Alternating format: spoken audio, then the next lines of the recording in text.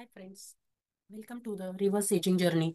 Do you ever wish you could turn back the clock and feel 20 years younger? Myself, Pramila, reverse aging coach, and I am here to tell you that it's possible.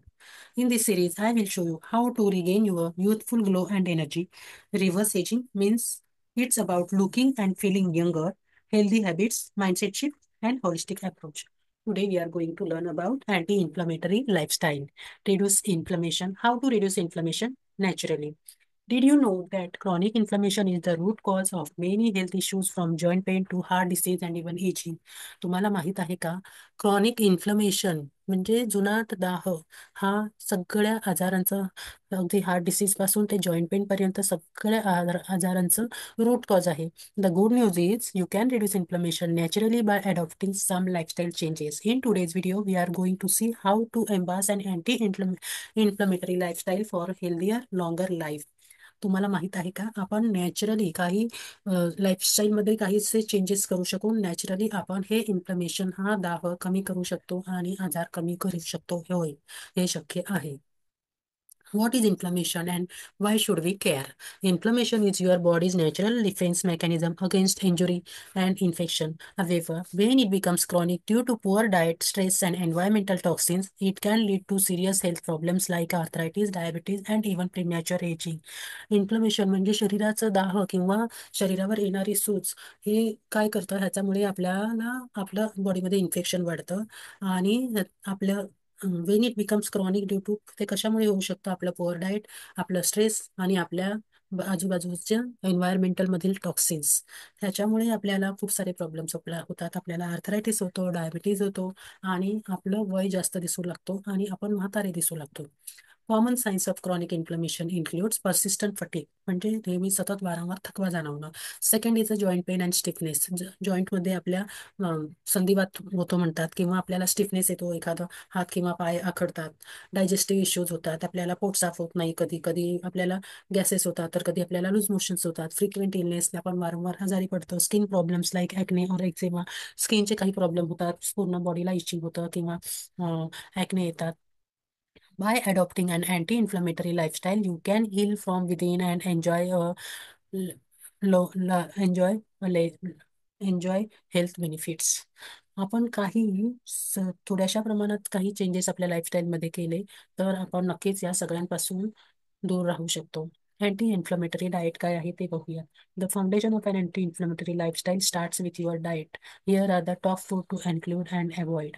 Foods to include आपल्या आहारात काय काय असायला पाहिजे. Green leafy vegetable must असायलाच पाहिजे. त्याच्यामध्ये antioxidants भरपूर प्रमाणात असतात. ते अँटीऑक्सिडंट्स आपल्याला इन्फ्लमेशनला फाईट करतात आणि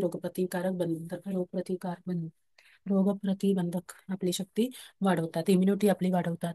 बेरीज packed with anti inflammatory compounds. बेरीजमध्ये सुद्धा अँटी इन्फ्लमेटरी कंपाऊंड्स आहेत. त्यासाठी ह्याच्यामध्ये सगळ्या प्रकारच्या बेरी जेव्हा जेव्हा ज्या ज्या सीझनमध्ये ज्या ज्या बेरी येतात त्या सगळ्या बेरीज आपण खायला पाहिजे. फॅटी फिशमध्ये ओमेगा 3 फॅटी ऍसिड असतं, ते आपल्या बॉडीतलं इन्फ्लमेशन रिड्यूस करतं. Fatty fish. Turmeric and ginger natural anti inflammatory spices that support overall health. Turmeric म्हणजे हळद. आता ओली हळद जेव्हा मिळते तेव्हा ओल्या हळदीची भाजी करून खायची. आपण सकाळी हळदीचं गरम पाणी पिऊ शकता किंवा रात्री झोपताना हळदीचं दूध पिऊ शकता. आणि जिंजर अद्रक आपल्या आहारात पाहिजे.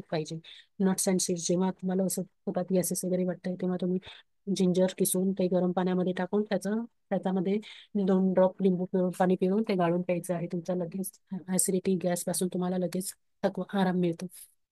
Nuts and seeds provide healthy fat and protein. Nuts आणि सीड्समध्ये हेल्दी फॅट असते आणि प्रोटीन भरपूर प्रमाणात असतं.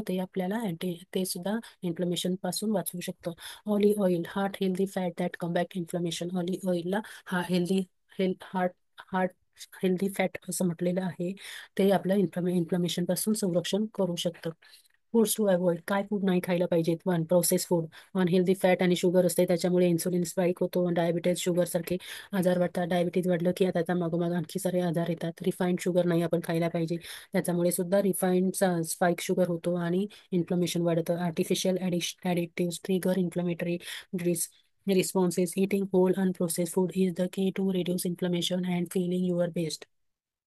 जेव्हा तुम्ही होल फूड खाताय, अनप्रोसेस फूड खाताय, तर ते तुमचं इन्फ्लमेशन कमी करण्यासाठी बेस्ट की आहे. Lifestyle changes to reduce inflammation. Diet alone isn't enough to combat inflammation. Your lifestyle choices plays a critical role. Here are some powerful habits to adopt. फक्त डाएटमुळे तुमचं इन्फ्लेमेशन कमी होईल का? तर अजिबात नाही. आपल्या लाईफस्टाईलमध्ये सुद्धा आपण थोडेफार चेंजेस करायला हवेत. Prioritise quality sleep. Lack of sleep can trigger inflammatory responses in the body. आपल्याला क्वालिटी स्लीप घ्यायला पाहिजे. 5 ते 6 तासाची शांत झोप आवश्यक आहे. जर आपण रात्री शांत झोपू शकलो तर दुसऱ्या दिवसासाठी आपल्याकडे एनर्जी येते आणि आपण दिवसभर फ्रेश राहतो. Manage stress effectively. Chronic stress increases cortisol, which fuel inflammation. Practice meditation, yoga, and deep breathing to calm your mind. जेव्हा तुम्ही स्ट्रेस सारखं चिंतेमध्ये असता त्याच्यामुळे तुमचं कॉर्टिझोल नावाचं स्टिरॉइड हार्मोन वाढतं आणि त्याच्यामुळे सुद्धा तुम्हाला इन्फ्लमेशन होऊ शकतं. तर रोज तुम्ही 15 ते 20 मिनिटं मेडिटेशन करायचं आहे, 20 मिनिटं योगा किंवा एक्सरसाइज करायचा आहे, डीप ब्रिथिंग एक्सरसाइज करायचा आहे किंवा तुम्ही शांत गार्डनमध्ये वगैरे 15-20 मिनिटं वॉकला जाऊ शकता. Stay active. Regular exercise help lower inflammation, improve circulation and keep your body strong.